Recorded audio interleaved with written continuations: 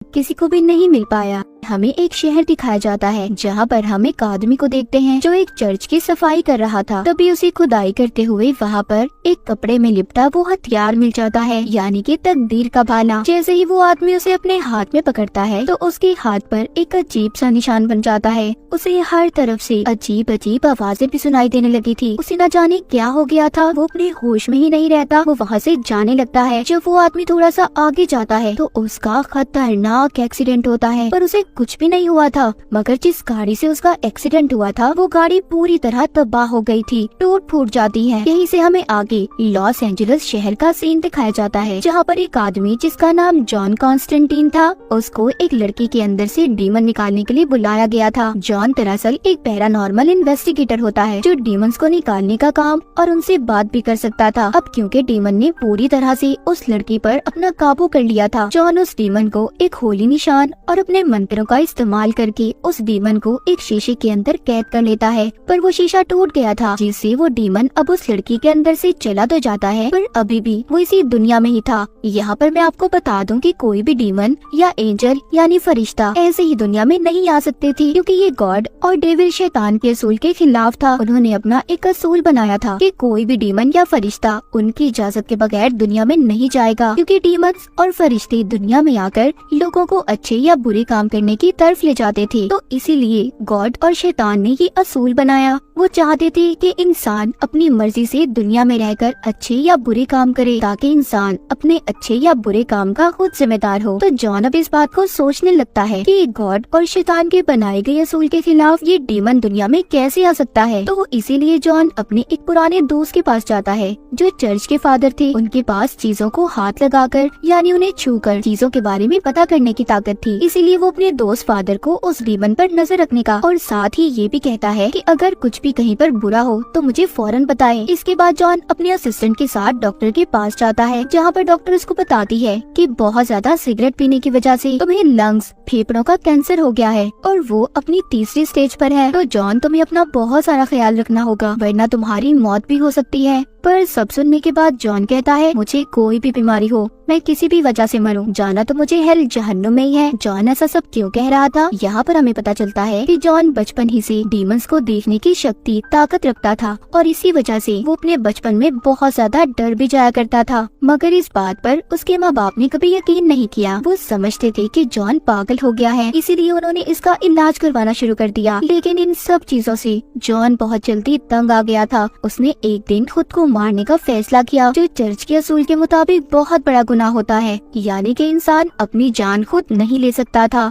सिर्फ गॉड के पास ही ये हक है और ऐसा करने वाला इंसान सीधा नर्क यानी जहन्नुम में ही जाएगा। और जॉन की आत्मा भी नर्क में गई थी, पर तभी डॉक्टर्स ने उसे बिजली के झटके दिए और किसी तरह से उसकी जान को बचा लिया। वो जिंदा तो हो गया, पर जॉन ने खुद को मारने का जो गुनाह किया था, अब जॉन जब भी मरेगा वो हेल यानी नर्क में ही जाएगा। इस एक्सीडेंट के बाद जॉन ने अपने अंदर की ताकतों को जाना और दुनिया में रहकर इंसानों के अंदर से डीमंस को निकालने का काम शुरू कर दिया, ताकि वो दुनिया में रहकर अच्छे काम करे, लोगों की जान बचाए। पर जॉन के बच जाने का शैतान को बहुत दुख था, तभी उसने ये कसम खाई थी कि जॉन जब भी मरेगा उसे शैतान लेने खुद दुनिया में आएगा। इसके बाद दिखाया जाता है कि जॉन एक चर्च में जाता है, जहाँ पर वो एक फीमेल फरिश्ते से मिलता है। वो फरिश्ता गॉड के करीब थी। जॉन उससे कहता है कि अब उसकी सोल आत्मा को गॉड माफ कर दे, क्योंकि अब तो वो अच्छे काम कर रहा है। फिर फरिश्ता कहती है कि तुम्हारा मकसद सिर्फ अच्छे काम करके जन्नत में जाना है, तुम अभी भी एक खुदगर्ज इंसान हो जो सिर्फ अपना मकसद पूरा करने के लिए लोगों की जान को बचाता है। सब बातें जानने के बाद जॉन को गुस्सा आ गया था, वो वहाँ से चला जाता है।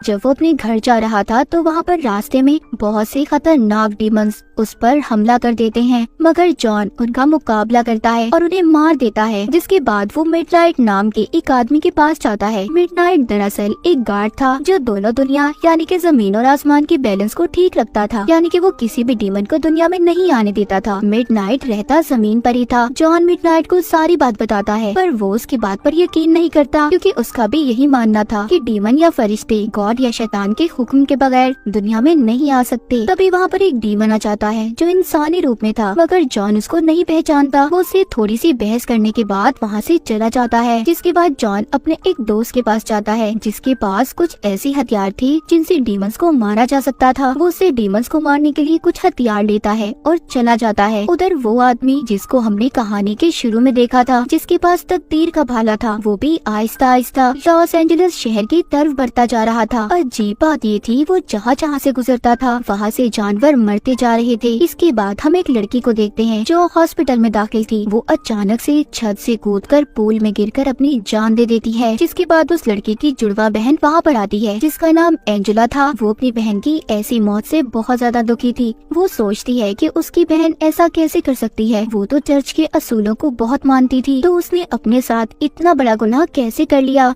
जिसका साफ मतलब अब उसकी आत्मा सीधा हेल में जाएगी। एंजेला की बहन के हाथ पर भी वही निशान था जो हमने कहानी के शुरू में उस आदमी की बाजू पर देखा था। एंजेला बैठी अब अपनी बहन की मरने से पहले की वीडियो देखती है जिसमें मरने से पहले उसने जॉन कॉन्स्टेंटीन का नाम लिया था। तभी एंजेला अब जॉन के पास जाती है, मगर यहाँ पर जॉन एंजेला की मदद करने से मना कर देता है क्योंकि वो अपनी मौत और नर्क हेल वाली बात पर बहुत ज्यादा परेशान था। जब एंजेला उसके घर से जाने लगती है तो तभी जॉन देखता है कि उसके पीछे कुछ डीमंस थे जो एंजेला का पीछा कर रहे थे। इसलिए वो जल्दी से उसके पीछे जाता है और उसे उन डीमंस से बचा लेता है। अब जॉन उसका साथ देने के लिए तैयार हो गया था। वो उसकी बहन की केस के बारे में भी जानने की कोशिश करता है। वो एक बिल्ली को हाथ में लेकर अपने पाँव को पानी में डालकर बैठ जाता है। ऐसा करने से वो हेल यानी नर्क में पहुंच गया था। वहाँ पर वो एंजेला की बहन की आत्मा से मिलता है। वो बताती है कि हाँ, मैंने खुद अपनी जान ली है, पर किस वजह से। इससे पहले वो बताती वहाँ नर्क के डीमंस जॉन के पीछे पड़ जाते हैं, जिस वजह से बिना बात जाने अब जॉन को वापिस से दुनिया में आना पड़ता है। उधर फादर जो जॉन के दोस्त थे, उन्हें एंजेला की बहन से जुड़े कुछ सबूत मिलते हैं, तो वो हॉस्पिटल में एंजेला की बहन की लाश के पास जाते हैं। जब वो उसकी बाजू पर निशान देखते हैं और जब वो उसकी बाजू को पकड़ते हैं तो उन्हें पता नहीं क्या हो गया था। वहीं पर वो तड़प तड़प कर मर जाते हैं। जब जॉन को फादर की मौत का पता चलता है तो वो वहाँ पर आता है, जहाँ पर वो देखता है कि फादर ने अपना हिफाजती लॉकेट पहना ही नहीं था,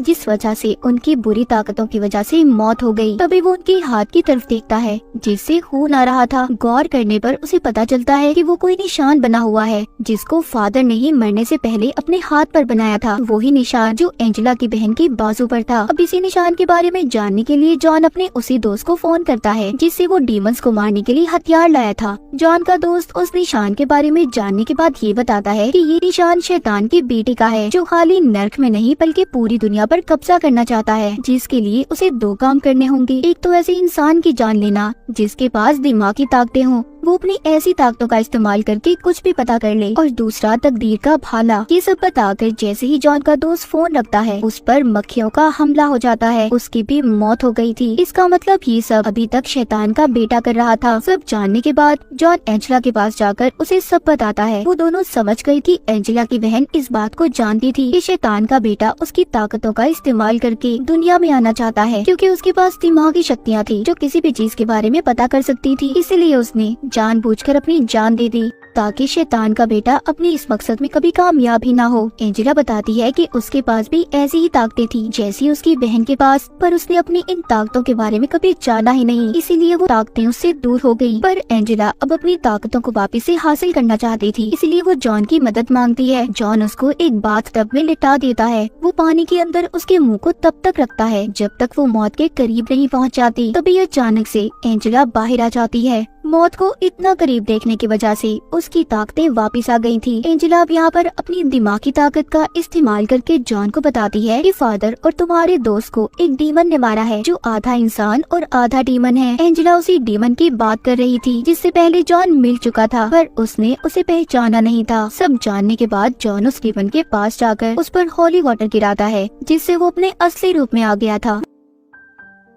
वो डीमन बताता है कि तुम शैतान के बेटे को दुनिया में आने से नहीं रोक सकती, क्योंकि तकदीर का भाला भी उस तक पहुंचने वाला है। अब शैतान का बेटा एंजेला की आत्मा को लेना चाहता था, क्योंकि उसे पता चल गया था कि एंजेला की ताकतें वापस आ गई हैं, जैसी उसकी बहन के अंदर थी। इसीलिए शैतान एंजेला का इस्तेमाल कर अब दुनिया में आना चाहता था। जब एंजेला जॉन के साथ थी तभी कोई काली शक्ति आकर एंजेला को जॉन के पास से ले जाती है। वो उसे बहुत बचाने की कोशिश करता है पर नहीं बचा पाता। ये सब होने के बाद जॉन अब मिडनाइट के पास जाता है और उन्हें इस बात का यकीन दिलाता है कि आसमान और जमीन का बैलेंस खराब हो गया है। डीमंस हमारी जमीन पर आने लगे हैं और इन सब के पीछे शैतान के बेटे का हाथ है। सब जानने के बाद मिडनाइट जॉन को एक कुर्सी देता है जिस पर बैठकर उसे भाले की सारी सच्चाई का पता चल गया था और वो ये भी पता कर लेता है कि इस वक्त एंजेला कहाँ पर है। जॉन अपने असिस्टेंट को भी अपने साथ ले जाता है। दूसरी तरफ एंजेला उसी पूल में थी जहाँ पर उसकी बहन ने छलांग लगाकर अपनी जान दी थी। तभी वहाँ पर एक आदमी आता है जो बहुत अजीब लग रहा था।